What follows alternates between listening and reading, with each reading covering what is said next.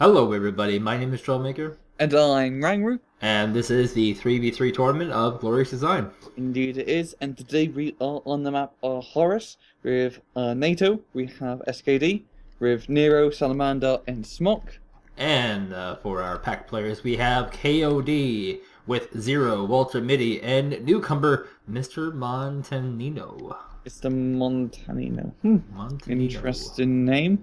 Yeah, a conquest map, so it's going to be pretty bog standard. And on one of my personal favourite maps, this will be quite good. Yes, I suspect we'll be seeing lots of infantry in the south. No action at all in the north, and in the middle we'll see little dingles of tanks and infantry mix. That's 99% of the time that is what happens. On this map, hopefully SKD can do a little bit better this match, because throughout the whole tournament they kind of have got their arse kicked. So hopefully they can redeem themselves a little bit. Well, they've swapped out one of their players for this Smok guy, so maybe he's their ace in the hole. When that brings them back to victory. And maybe Mr. Montanino is like the B card player for KOD. I don't even can't even remember who's KOD's normal third. Zero, Walter, Mitty. Give me a second. Because I always know Zero, Walter, Mitty, but I can never remember who their regular third is. Don't worry, I'm checking. Like, is it Rix, maybe? KOD consists of Subversus. Ah, that's right, yes. Thank God for the tournament listings. But anyway, so in terms of unit composition, top left in Alpha, Smok going for some Hueys and LAVs. Very American. Like, might be going for an all-in, really. Those Hueys and OHs and LAVs. Those are very fast units that could get to go. And you can't really all-in this map, but it is an all-in push to golf, all or nothing. The lucky thing, though, is that it makes sense. You can do that. Because if it fails, you can just fall back with your lobs to Charlie. And hold it, yeah. So and if you can capture Gulf, you do have all the areas to hold on to for your garrisoned infantry points. And it's a 2-point base, which on this map, which is very, very low on high point bases.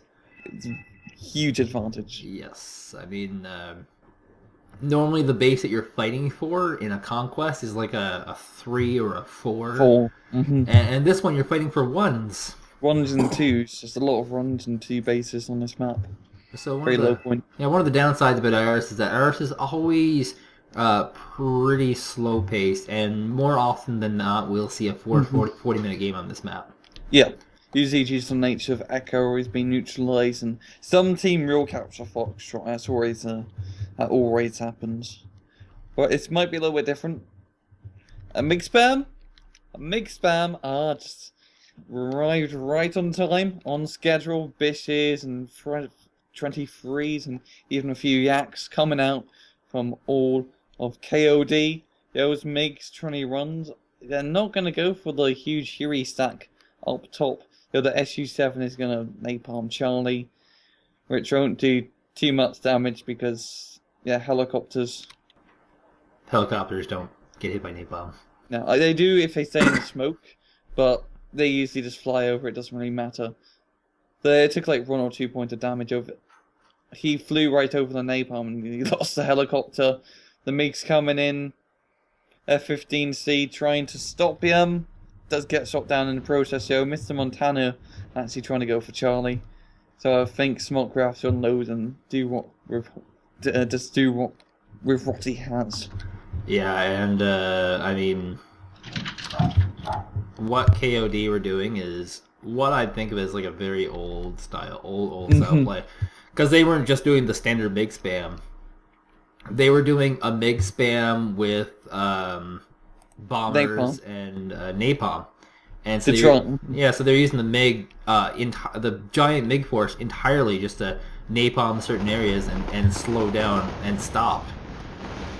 Which people stopped doing. So people stopped doing specifically because of airborne infantry. And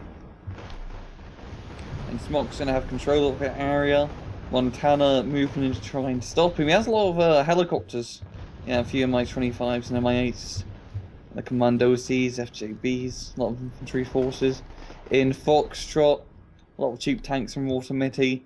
Yeah, I think Nero kind of has the slight advantage with the M1 Abrams Mountaineers.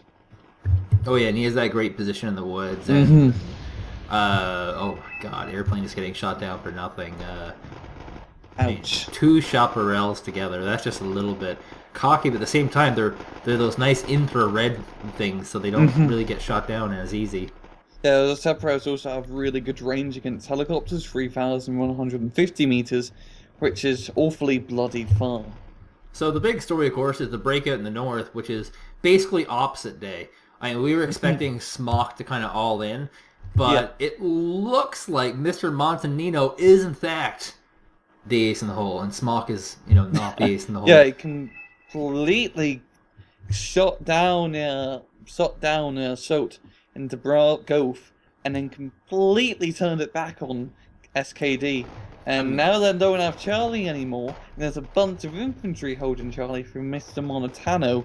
This could be very hard for Smok to try and take back. And one thing that he did really good was that he wasn't planning to do that, but he read the situation. He said, "Oh my God, we just killed a bunch of air units. We killed a bunch of helicopters."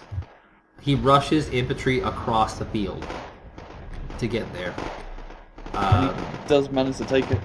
And there's right now, because of that 2-point base basically going off to KOD, the southern flank, which is this echo base, this long awkward echo base, has to be captured as the Foxtrot just to equalize things. Yeah. And they are doing a pretty good job in Ekra at the moment. Have a bunch of Marines and Mountaineers and M60s, a lot of American units to try and push back Zero of his Commando season and what's directly, which is the only things you have left. Every time I hear of the American, I think of that Denny's commercial. You have the American saying, "What is that?" It's American. So, I mean, SKD's having really, really hard time here. They're just finally getting a command to Delta. That is a base that should have been captured immediately. First rally should have been a command there, and that put them pretty far behind. Already at the 2/3 marker is KOD. And, I mean, it's actually kind of cool to see KOD stomping someone like this. Usually if KOD, they play pretty close games or they get stomped, and you didn't really get a sense that they were a good team, that they could actually play the game. And then you have a game like this where their players are very good at reading the board. They have clear control of the skies. They have clear-cut strategies, and you realize, they're actually... Is he pretty good? They have a chance of winning things. It's just that they're playing against the best players in the world, so they have that going against them. Why isn't this MBT-70 firing back on this SPU 15K in the woods here? I think you can't see it. Seriously? Yeah, birds really do dents down your view quite a lot. That is insane. Wow. Trees, man. Worst enemy. Nerf trees. They're literally your worst enemy sometimes, yet your best friend. Does seem like Zero's trying to keep moving up in Echo, but Salamander has that place shot down of his Mountaineers and Marines, firing in M60s rapidly at advancing infantry. M60s being a really awesome machine gun due to extended range. Oh yeah, they've got Commandos en masse on bottom, just trying to not even push. This is a force that's designed to hold. Yeah, they're trying to hold the area, but the other M60 tanks are firing onto them, making their life quite hard. M60 machine guns and tanks. Lots of M's. Lots of M's, and the northern point has been captured by KOD. That's kind of a big deal. They're +4 right now, so it kind of means that this is that I'm a liar. That this is going to in fact be a very, very fast game. Not a chance in hell of SKD coming back from this. Not a chance in hell. Really pushed back. Maybe if they push into hotel and manage to break through the hotel line. But apart from that, just on their back foot at the moment. Especially if KOD can capture Charlie. Ouch, that would not be good. Because they're being a +6, and +6 is rapid points. Yes, but I think this is pretty well over right now. They've captured Foxtrot, which is great. They're down to +3. Should be over in about 2 minutes or so. Yeah. If this continues at the same rate. Yeah, which I'm guessing it is, because the North has been completely fortified. Like, they didn't just snipe a command, and they took the whole point. Yeah, they have concours and everything. Like, that's a scary place to move into. They fortified Echo very, very effectively, and they're kind of starting to nickel into the backside of Foxtrot. So, I mean, even if this game was to go on to a 1,200-point game, it realistically wouldn't matter, because at this rate, SKD would just be getting further and further behind. Bunch of napalm from Mr. Montanino on the Echo flank. Oh, it is. The fire is on the dance floor. The Marines and Mountaineers not really being affected because they are on the edges of the little factory area, so they're going to live. And now it's at a +2 advantage. I think we're a little bit desynced from each other, because I'm at +3. Yeah, just a little bit. We should be fine now. I did see the fire, however, and, you know, all those cheap MiGs have all fallen apart. Because they've got 2 Tomcats, and flying around. Tomcats were put on Earth by our Lord and Savior Jesus Christ Muhammad Jihad to wipe out the infidel Soviets. I thought they were made for Tom Cruise to flying, but whatever.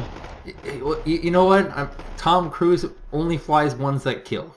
If they don't kill and do like a barrel roll, like, that's not Tom Cruise. Yeah. He flies in a zone which is full of a bit of danger. A little bit of danger. But he manages to overcome the danger.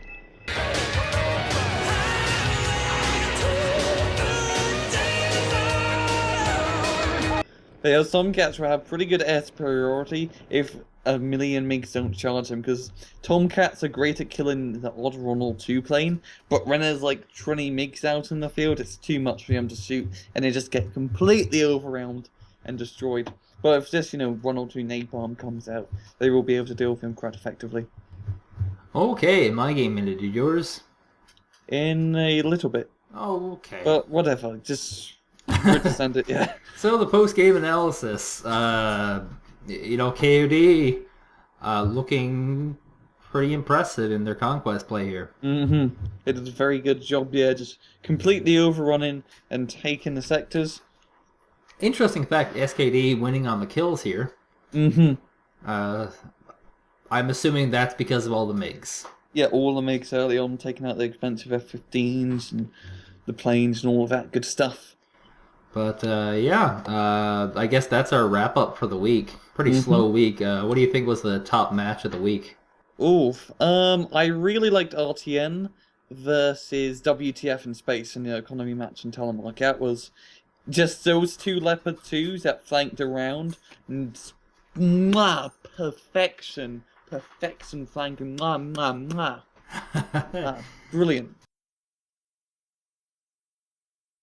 That's all we have time for, I guess. Yeah, well, my recommendation for the week, of course, is going to be WTF and RKKA. Very recent match, but 2 high caliber teammates. Sorry. Yep, 2 very good teams battling it out, and I'm Rangroot. And I'm Troublemaker. Take it easy.